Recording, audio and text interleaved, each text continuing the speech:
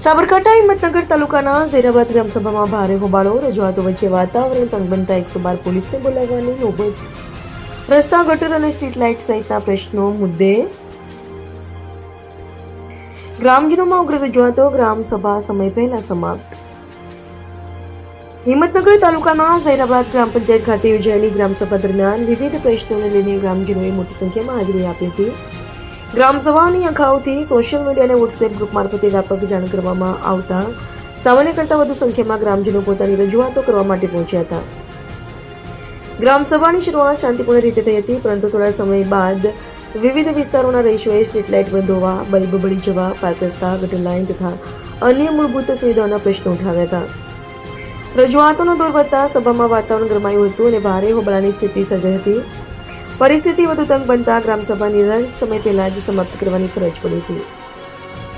પ્રાપ્ત માહિતી મુજબ પંચાયતના કેટલાક સભ્યોનો સરપંચ અને તલાટી જોડે તાલમેલ ન હોવાથી તેમજ એક સભ્યએ પોતાના વિસ્તારમાં ખર્ચ કરેલ 2000 રૂપિયા પરત લેવાની માથાકૂટ પણ વિવાદનું કારણ બની હતી, જેથી ગ્રામજનોને લઈ તેઓ જિલ્લા વિકાસ અધિકારી સમક્ષ સરપંચ વિરુદ્ધ રજૂઆત કરવા માટે નીકળી ગયા હતા.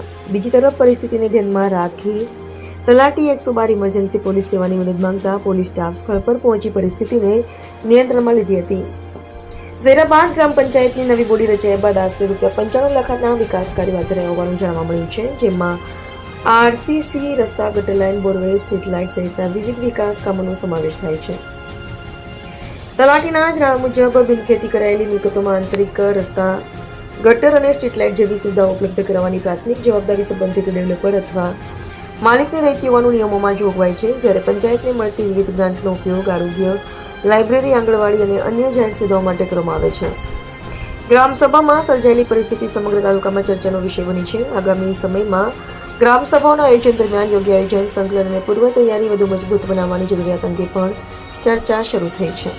અહેવાલ ઝાકીર.